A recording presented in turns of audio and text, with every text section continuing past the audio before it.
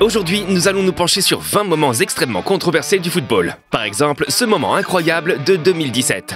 L'arbitre siffle et donne un carton jaune. Marcelo n'est pas d'accord et fait un signe de frustration. Et il a accidentellement fait tomber le carton jaune des mains de l'arbitre, qu'il va alors donner un carton rouge. Pas vraiment une décision pleine de tact de la part de l'arbitre. Et ce n'est que le niveau 1.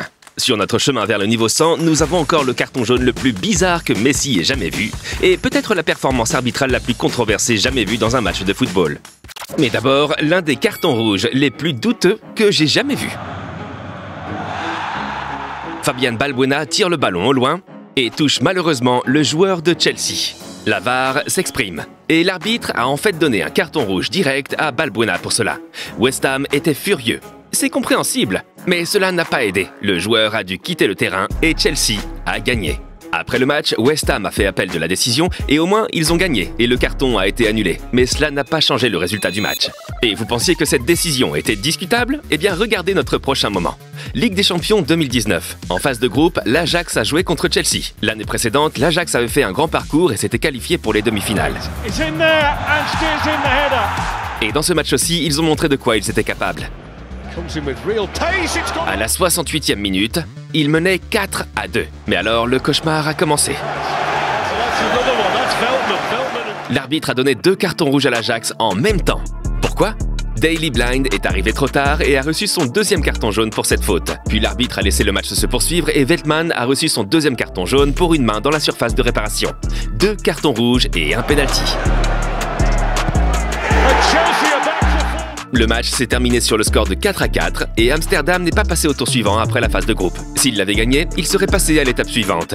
Et l'UEFA, ils ont admis quelques mois plus tard qu'il s'agissait d'une erreur d'arbitrage. Ils ont dit que l'arbitre aurait dû siffler après la faute de Blind. Puisqu'il ne l'a pas fait, la VAR aurait dû intervenir pour annuler le carton contre Veltman.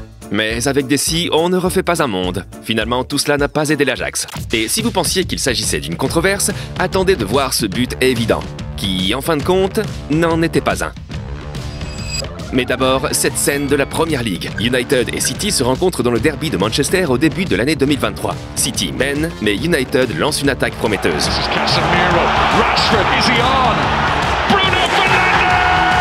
Fernandes avec le but, mais l'arbitre assistant avait levé le drapeau. Parce que Rashford était clairement hors jeu. Mais il n'avait pas touché le ballon. Et donc, l'arbitre a donné le but. United était content. Et City était naturellement en colère. Ils ont dit que Rashford les a gênés et a donc eu une influence sur le but. Je comprends les deux points de vue. Une situation vraiment délicate. C'est également notre niveau 25 lors d'un match de Manchester United.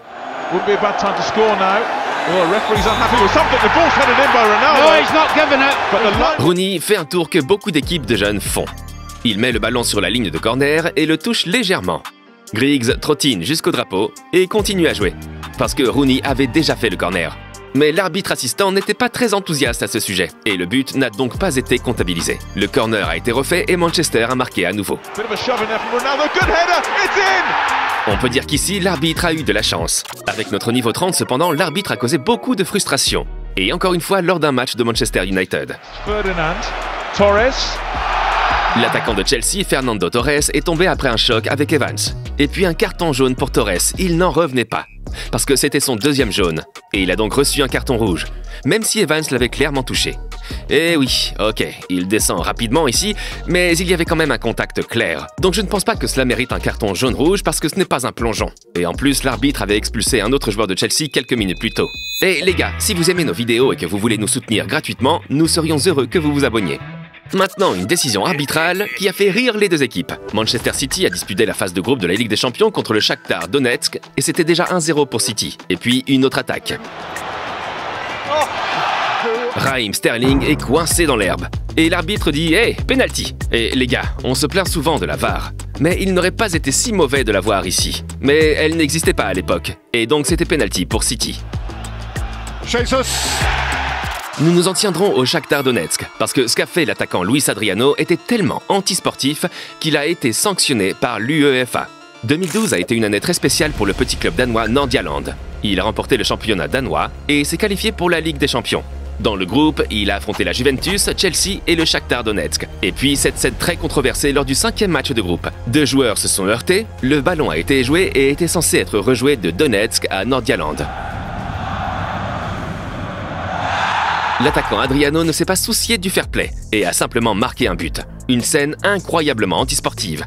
Mais l'arbitre n'a rien pu faire et le but a été comptabilisé. L'UEFA a ensuite exclu l'attaquant du dernier match de groupe pour comportement antisportif. Maintenant, nous en avons parlé, un carton jaune vraiment étrange contre Messi. Il est le roi du dribble et est donc souvent mis à mal de manière injuste. Comme ici, lors du match contre Séville. Il a perdu sa chaussure et lorsqu'il a essayé de la mettre, cela a pris un peu de temps. L'arbitre lui a donné un carton jaune pour avoir perdu du temps. Pourquoi Messi a pris autant de temps? Le lacet s'est cassé lors de la faute. Il n'a donc pas pu enfiler la chaussure plus vite et il était visiblement en colère. C'était aussi le cas d'Erling Haaland après cette décision. City a joué contre Tottenham et le match était très disputé. Peu avant la fin, le score était de 3-3. Mais il y a eu une nouvelle attaque. Haaland a été victime d'une faute, mais l'arbitre a dit de continuer à jouer. Mais ensuite, il siffle.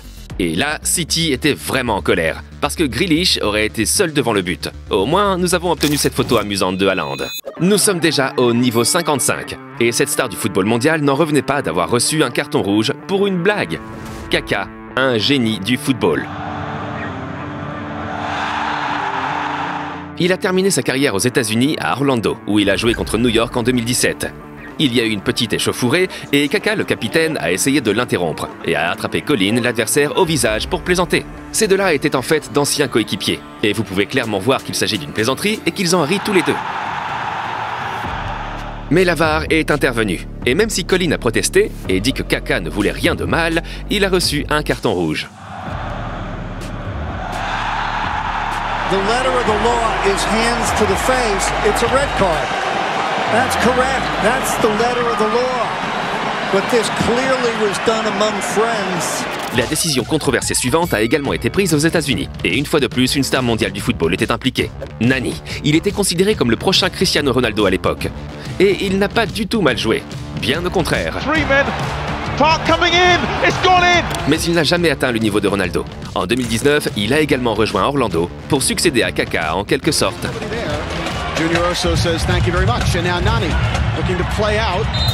Nani dans un duel et l'arbitre a sifflé faute et lui a donné un carton jaune. Nani ne pouvait pas le croire. Il avait joué la balle. Mais les choses sont devenues encore plus bizarres. Soudain, la VAR est intervenue et après avoir regardé les images, l'arbitre a retiré le carton jaune et a donné à Nani un rouge direct. Les joueurs ont pourtant bien protesté, mais cela n'a servi à rien. Qu'est-ce que vous en pensez, vous? Pour moi, il joue le ballon, puis son pied glisse un peu et il frappe l'autre joueur. Carton jaune, ok, peut-être. Mais rouge, jamais de la vie. Surtout si j'ai l'aide de la VAR pour confirmer. Les joueurs du niveau 65 ont également protesté contre une décision de l'arbitre, mais d'une manière très étrange. En 2017, Long Han et Ho Chi Minh se sont affrontés dans le cadre du championnat vietnamien. Peu avant la fin du match, le score était de 2-2.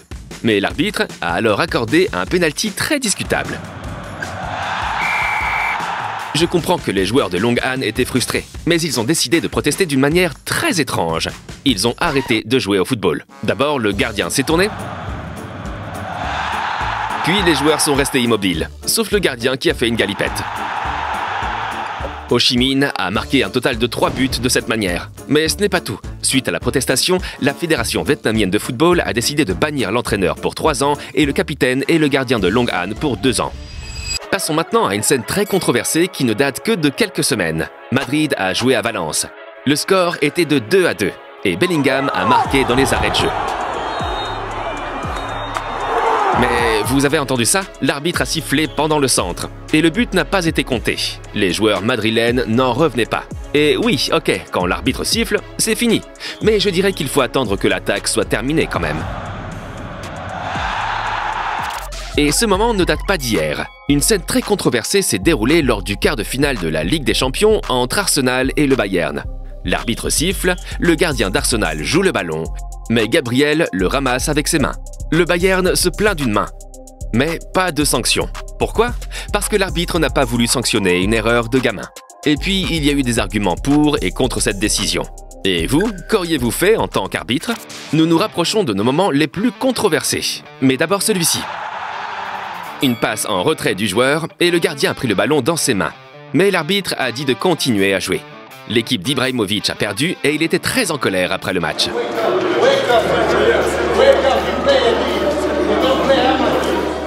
Il a également insulté l'arbitre et la France et a reçu une suspension de 4 matchs en guise de sanction. Dans notre niveau 85, une décision très controversée lors de la Coupe du Monde 2018. Le Sénégal jouait contre la Pologne et le Sénégalais Niang était sorti de terrain pour se faire soigner. Il attendait l'autorisation de rentrer et l'arbitre lui a fait signe de rentrer dans le jeu.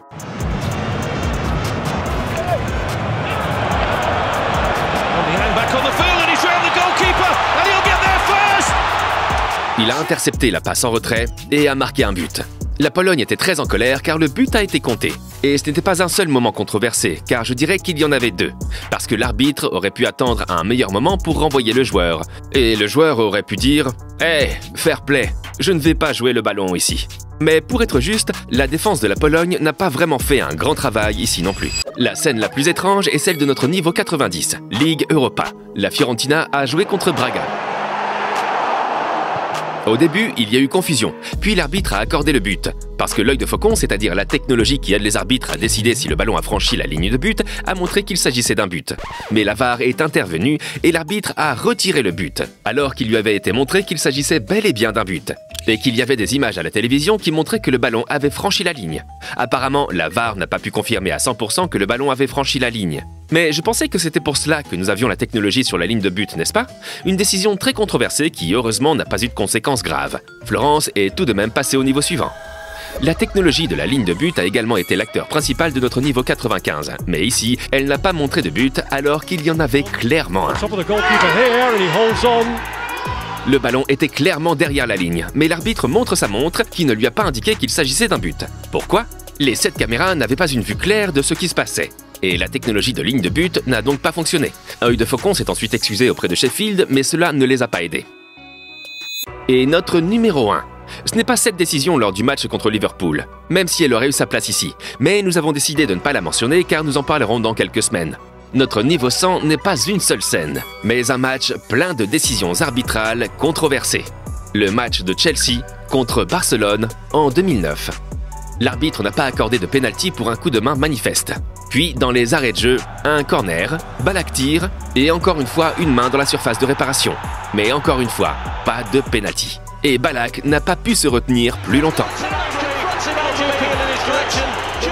En fin de compte, Chelsea est passé à un but de la finale. Et des années plus tard, l'arbitre a admis qu'il n'avait pas réalisé une grande performance ce jour-là. Et qu'il avait en quelque sorte enlevé à Chelsea la possibilité d'aller de l'avant. Et si vous avez toujours voulu voir les meilleurs tricks du football, regardez cette vidéo.